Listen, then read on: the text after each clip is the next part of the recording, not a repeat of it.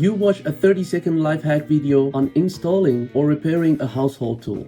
Looks simple, right? But the moment you try to do it yourself, you realize you need to rewatch the video at least 10 times just to understand what's even happening.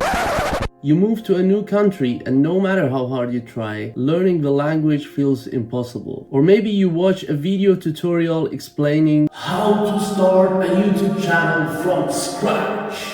It all makes sense until you actually start your own channel and realize you're completely on your own. And just uploading a single video takes you 3 days of work.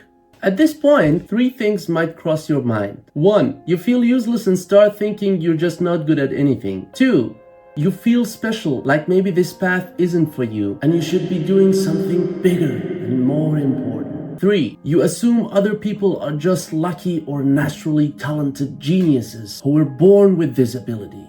And to be honest, in the worst case scenario, your brain keeps cycling through all these 3 of thoughts until you finally just give up.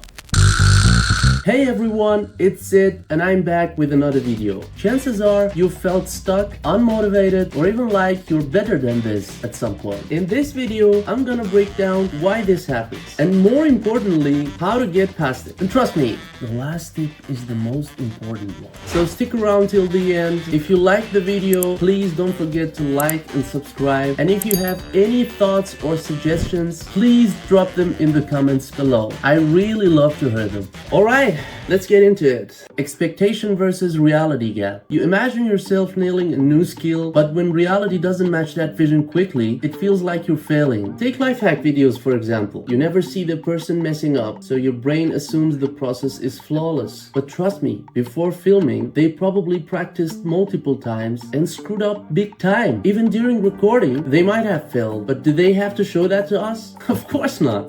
Oh, mother son of a bitch, my bad. Think about movies or TV shows. Imagine if they showed every single moment of a character's daily life. Eating, sleeping, shaving, grocery shopping, blah blah blah. It would be boring as hell, right? But in reality, they still do those things, just like we all do. But they just skip the most repeated parts in order to show and send us the main point. And if they didn't, well, we'd probably only have time to watch one series in our entire lifetime.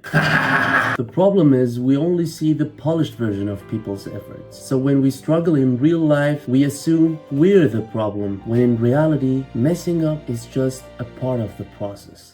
The second reason is called the instant gratification trap. Your brain is hardwired to chase quick rewards. If something takes too long, it tricks you into thinking it's not worth the effort. If it's your first day at the gym and you can't do even one push-up or one pull-up, that's completely normal. Or maybe you've been dieting and training for 2 months, but when you look in the mirror, nothing seems different. I've got good news and bad news for you. The bad news, you're not a superhero and you don't have any superpowers. The good news, nobody else does either. There are no superheroes. And that kind of makes it fair, doesn't it?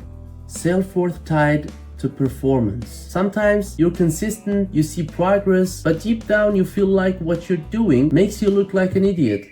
Nothing more. Maybe a friend of yours started learning something months after you and now they're way better than you and it's eating you alive. I'm not here to tell you don't compare yourself to others. So yeah, don't do that. And I'm not here to deny that some people naturally pick up certain skills faster. What I am here to say is this. If you feel useless after struggling, it's probably because you subconsciously link your self-worth to how well you perform instead of how much effort you put in. And what does that mean exactly? Simply put, your brain is telling you if you can't do this perfectly, as good as others, or better than them, you're just a damn idiot. And you know what? That's 100% true.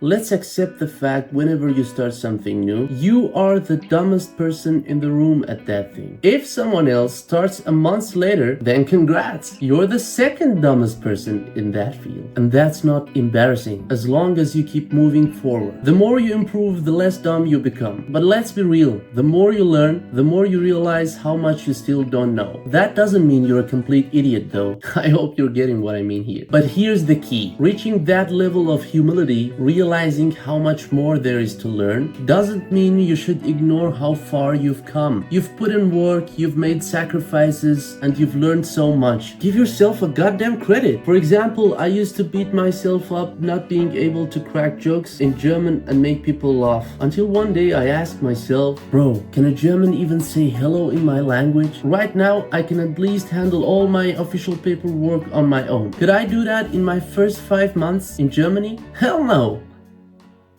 You're too focused on the end result. I remember back when Clash of Clans was insanely popular. Sure, people took it too way seriously, but honestly, I still think that game was a mini version of real life. Starting from zero, slowly building up, upgrading, defending, attacking, and eventually creating a powerful village. And here's the funny part. If you were strong in the game, people actually respected you in real life. But then came the private servers, hacked versions of the game where you could instantly max out your village without spending a single cent. No grinding, no waiting, just unlimited gems. Some people even spent crazy amounts of real money to buy high-level accounts thinking they were ahead of anyone else. And what happened? They got destroyed in battles. Why? Because while they had the upgrades, they didn't have experience, strategy, or skill to actually play. At first, these private servers seemed super fun. Everything unlocked, no effort needed. But after a short while, people realized that grinding for gold and elixir, planning attacks, and actually seeing slow progress was what made the game fun at the first place. Now let's apply this to real life. Imagine you could hack reality and skip all the struggle. A few clicks and suddenly you can compose music like Hans Zimmer or play the piano like a pro. Or instantly become as rich as Elon Musk or Jeff Bezos with everything you want at your fingertips. Sounds amazing, right? But ask yourself, would you really earn the respect and admiration they did? Would you truly enjoy this shortcut life? Can you honestly say this skill, this success, this wealth is something not everyone can achieve? The truth is, even in real life, wealthy people don't experience wealth the way we imagine. Don't get me wrong, I'm not saying you shouldn't aim for financial success. Like the Wolf of Wall Street said, let me tell you something. There is no nobility in poverty. I have been a rich man and I have been a poor man, and I choose rich every fucking time. But even billionaires admit that after a certain point, money stops feeling exciting. That's why they chase bigger challenges, not wealth itself. Just like the top Clash of Clans players, once they max out everything, gold and elixir don't matter anymore. Instead, they go after trophies, trying to make a name for themselves. I guarantee you, if you could play a cracked version of life, you'd eventually miss your struggles. The little problems you're trying to solve every day, the challenges that keep you engaged. And let's not forget, if everyone else of this hacked version of life was just like you, would it even feel special anymore? The goal stealer. Sometimes we pick goals that aren't truly ours. They're just things we observe from people around us, current trends, or social pressure. For example, imagine everyone in your family and relatives is obsessed with trading. They keep talking about a guy making insane dollar profits overnight. So naturally, you picture yourself in that position and think, damn, this is such a cool, high-paying job. I can work whenever I want, wherever I want. No annoying bosses or shitty coworkers. I'm gonna become a trader. Then after 1 or 2 trades, usually without any knowledge, you lose your money and suddenly your whole opinion shifts. This is the dumbest and most random market I've ever seen. Why does this happen? Because you chose a goal you never truly cared about. Maybe your own dream was to become a barber and open your own shop. But then you thought, if I become a trader, I won't have to stand all day, rent a shop, or be stuck in one place. So you jumped into it, only focusing the flashy rewards, the freedom, the money, the comfort. You never considered how much stress, failure, frustration, and complex learning it would take before reaching that level of success. You didn't want the process of becoming a trader. You just wanted the lifestyle of of a traitor. Now, to be fair, trying out different things is not bad at all. In fact, it can be useful. It helps you figure out what you don't like. But the real problem starts when you let failure make you feel useless. Don't let that feeling grow. If something doesn't click, move on. But this time, before jumping into a new path, don't just focus on the end result. Ask yourself, am I actually willing to go through the struggles and challenges of this journey? Because if the answer is no, it's not your path to begin with. And now we come to the last reason, which I personally think is the most important one, guys. Unfortunately, this issue has spread like a virus across the entire world, affecting all cultures and societies. I call this one junkie millisecond brain. Reading a book, working on a project, or learning a new skill feels exhausting. You usually quit within minutes and check your phone because your brain is addicted to shallow content that requires zero effort to process. Scrolling has trained you to believe that anything needing more than one sentence or lasting longer than a minute is a waste of time. Writing down your worries and making plans to solve them? Pointless. Why? Because you've conditioned yourself to just scroll through them in your head, like flipping through random TikToks. The moment you hear a notification sound, you immediately check your phone as if you're expecting some life-changing news or a miracle. Even when you actually need to do something important on your phone, your finger automatically taps on Instagram or TikTok. Then, after wasting a ton of time, feeling even shittier than before, you suddenly remember what you actually wanted to do in the first place. And sometimes, you can't remember it at all. The longer you stay in this cycle, the weaker your brain's ability to focus becomes, and the harder it gets to bring it back to normal. And now, what are the solutions? Guys, before we get into the solutions, please take these tips seriously. You might not have as much time as you think to make up for lost opportunities, but at the same time, you haven't lost as much as time as you think either. So act quickly and trust that you will improve, because you will. These tips aren't some magical, mind-blowing secrets. You just need to remind yourself of them frequently. 1. You're allowed to make as many mistakes as you want, as long as you try not to repeat them and improve your accuracy. Also, own your suckiness with humor. Instead of being ashamed, laugh at it and keep improving. 2. Be okay with being bored. The truth is, the path to progress and learning is mostly boring, and you're no exception. 3. Look at successful people's early work. All pros were trash in the beginning. Watch their first videos, drawings, or performances to understand what I'm exactly talking about. 4. Make your goals measurable. For example, saying I want my channel to be monetized doesn't help. Your goals should be measurable.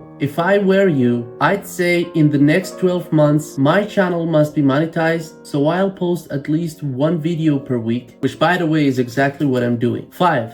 Track micro wins. Instead of waiting for a massive breakthrough, celebrate small improvements. For example, if you have 200 subscribers after 3 months, that's worth celebrating. 6. You're not a VIP. No grand mission has been assigned to you. Like everyone else, you're a nobody until you define yourself. 7. Focus on effort, not results. Judge yourself by how much you try, not by how good you are yet. Understand that shortcuts are fake. If quick fixes worked, everyone could have six-packs and millions. Learn to love grind. The journey is the fun part, not just the destination. Fall in love with practice. If you hate the process, you don't actually want it. You just like the idea of it. If success was instant, it would be boring. Imagine if you could cheat life like Clash of Clans. Would it even be fun? Compare yourself only to past you. The only valid comparison is, am I better than I was last month? If someone stepped into your path right now and asked you about it, how much more knowledge and experience would you have than them? Be honest about the struggle. Ask yourself, do I actually like this? Or just the benefits? If you only want the lifestyle but hate the work, it's not for you. When you're not willing to deal with the hard parts, it's not your path. You can test a demo version of it as a hobby instead of jumping into it immediately. Surround yourself with people who have similar goals and ambitions. Detox period. Completely cut yourself off from social media. Leave quietly. Trust me, 90% of people won't even notice you're gone. And those who truly care will find a way to reach you. You need a detox period to flush this poison out of your brain. You can only return to social media once you've set boundaries and learned how to use it properly. If you want me to make a dedicated video on how to take control using social media, please let me know in the comments. And finally, if I had to summarize this entire video in just one word, I mean really one word, it would be consistency. So next time you start something new, promise yourself one thing. No matter how hard it gets, commit to it for at least 6 months. If after 6 months you still see 0 results, then fine, switch past. But until then, don't let your brain fool you into quitting too soon. Peace.